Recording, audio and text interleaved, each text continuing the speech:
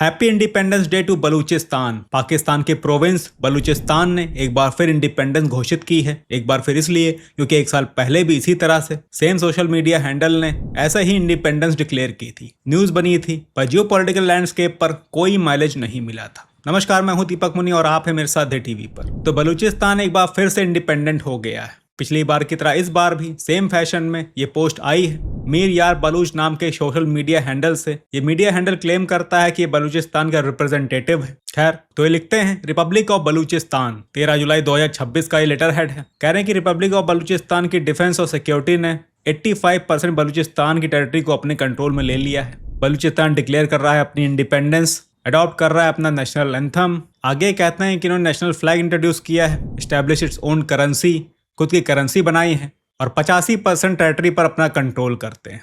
ये चाहते हैं कि बलूचिस्तान को इंटरनेशनल रिकॉग्निशन मिले। ये कहते हैं कि हम कंट्रोल करते हैं बलूचिस्तान के गोल्ड और कॉपर माइंस पर, 150 से भी ज़्यादा एक्टिव गैस फील्ड्स पर और 1200 ऑपरेशन कोल माइंस पर। आगे कहते हैं कि हम स्टेट ऑफ बलूचिस्तान को अपनी खुद की सिक्योरिटी और डिफेंस फोर्सेस से कंट्रोल कर रहे हैं। हमारे पास फाइटर जेट नहीं है, अटैक हेलीकॉप्टर्स नहीं है, टैंक्स नहीं है, मिसाइल्स नहीं है, हैवी आर्टिलरी नहीं है, पर हम अपनी लैंड को कंट्रोल कर रहे हैं। 5 लाख की फोर्स है हमारे पास, मिलिट्री है, नेवी है, एयरफोर्स है, सिविल एडमिनिस्ट्रेशन है, जो तैयार है पाकिस्तानी आर्म्ड फोर्सेस को यहाँ से बाहर निकालने के लिए। ये भी क्लेम कर रहे हैं कि जो बलूचिस्तान के पेट्रोटिक लोग हैं उन्होंने पाकिस्तानी फोर्सेस से रिजाइन करना शुरू कर दिया है। एक क्लियर मैसेज दिया जा रहा है वर्ल्ड को, आसपास के नेबरिंग कंट्रीज को, कि हम पाकिस्तानी मिलिट्री को, नेवी को, एयरफोर्स को अपनी लैंड, एयर स्पेस और कोस्ट लाइन को डिस्टेबलाइज नहीं होने देंगे। समय आ गया है कि दुनिया रिकॉग्नाइज करे इंडिपेंडेंस रिपब्लिक ऑफ बलूचिस्तान की और हेल्प करे कि हम पाकिस्तान की हॉस्टिलिटी, न्यूक्लियर ब्लैकमेल, एक्सट्रीमिज्म जो ये हमारे पड़ोसी देशों को दिखाते हैं, हम इसे खत्म कर सकें। तो ये मैसेज है रिपब्लिक ऑफ बलूचिस्तान की तरफ से और एक स्ट्रेट फॉरवर्ड अपील है अपने पड़ोसी देशों के लिए, स्पेशली इंडिया के लिए, कि वो रिकॉग्नाइज करे बलूचिस्तान को। अब देखिए, इनकी तरफ से जो क्लेम किए जा रहे हैं ये वेरीफाइड नहीं है। 85% एरिया काफी ज्यादा होता है। Balochistan liberation army definitely tough challenge दे रही है पाकिस्तानी एस्टेब्लिशमेंट को।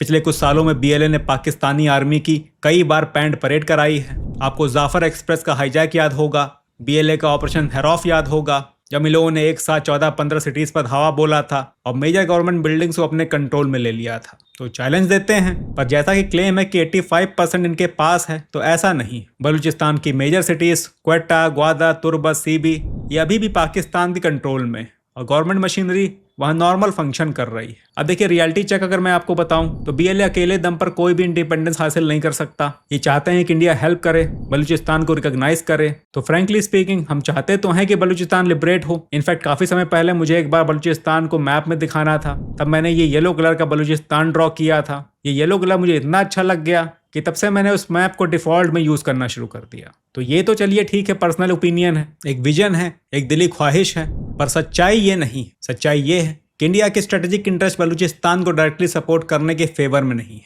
इंडिया ने अभी तक अफगानिस्तान तालिबान को रिकॉग्निशन नहीं दिया, जबकि उनके पास क्लियर अथॉरिटी है। रशिया रिकॉग्नाइज कर चुका है, फिर भी नहीं दिया। देखिए, इंडिया अगर बलूचिस्तान को रिकॉग्निशन देता है तो दुनिया ऐसे पाकिस्तान के इंटरनल मैटर्स में इंडिया के इन्वॉल्वमेंट की तरह देखेगी। और हम अगर ऐसा करते हैं तो हम कैसे कह पाएंगे कि Kashmir is integral, inseparable and inalienable part of India? तो डायरेक्टली आसान नहीं है। इनडायरेक्टली हम भले एक के बजाय 3-4 धुरंधर भेज दें, वो मैटर नहीं करता। देखिए, बलूचिस्तान की जो टोपोग्राफी है ये भरी पड़ी है मिनरल्स से, खासकर क्रिटिकल मिनरल्स। यहाँ चाइना भी इंटरेस्टेड है, USA भी इंटरेस्टेड है। चाइना ने ऑलरेडी CPEC के under billions of dollars invest कर रखे हैं। शायद $65 बिलियन का इन्वेस्टमेंट प्लान है, काफी हद तक हो भी चुका है। USA भी इंटरेस्टेड है। USA ने भी यहाँ पर 1.3 बिलियन का investment Reko Diq copper and gold mine में कमिट किया है। तो बलूचिस्तान में काफी स्टेक होल्डर्स हैं और पाकिस्तान की एस्टेब्लिशमेंट US के लिए वैसे भी एक एसेट है, जो US के लिए दशकों से गंदे गंदे काम करते आई है। ये मैं नहीं कह रहा, ये कहते हैं पाकिस्तान के डिफेंस मिनिस्टर ख्वाजा आसिफ। इसलिए पाकिस्तान US के लिए गंदे काम करता आया है और आगे भी करता रहेगा। भले ही US पाकिस्तान को एक टॉयलेट पेपर की तरह यूज करता हो या उससे भी बदतर, पर पाकिस्तान मना नहीं कर सकता और इसलिए पाकिस्तानी एस्टेब्लिशमेंट बनी रहे, ये इंश्योर करेगा US भी और चाइना भी। तो बलूचिस्तान के लिए ये सब इतना आसान नहीं है। हाँ, जियोपॉलिटिक्स में एक और फैक्ट है कि हर कोई अपॉर्चुनिस्ट होता है कल को ऐसी नौबत आ जाए कि पाकिस्तान की इस्टेब्लिशमेंट खत्म होने की कगार पर हो, चारों तरफ से बस पाकिस्तानी आर्मी की पैंट परेड चल रही हो, इंटरनल सिविल वॉर चल रहे हो, इमरान खान की सेना सड़कों पर उतरी हो, BLA और TTP एक तरफ, तालिबान एक तरफ, पाकिस्तान ऑक्युपाइड कश्मीर एक तरफ और एक तरफ से भारत भी। वैसे भी दुनिया भर के एनालिस्ट मानते हैं कि पाकिस्तान और भारत की एक बार और वॉर होने वाली है। तो ऐसी कोई अगर कंडीशन आती है तो डेफिनेटली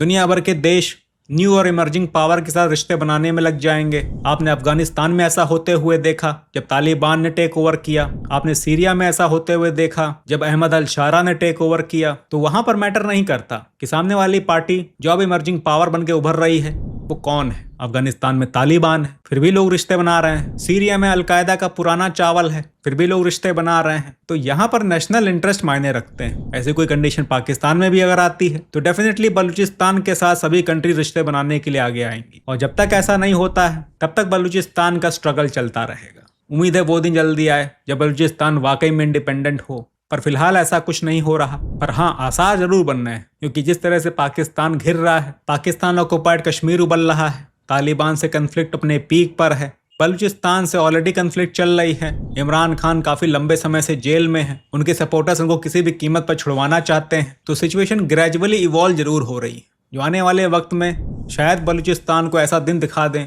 जब बलूचिस्तान खुद को लिबरेट कर पाए। तो फिलहाल के लिए इतना ही, मिलते हैं अगली वीडियो में, तब तक के लिए जय हिंद।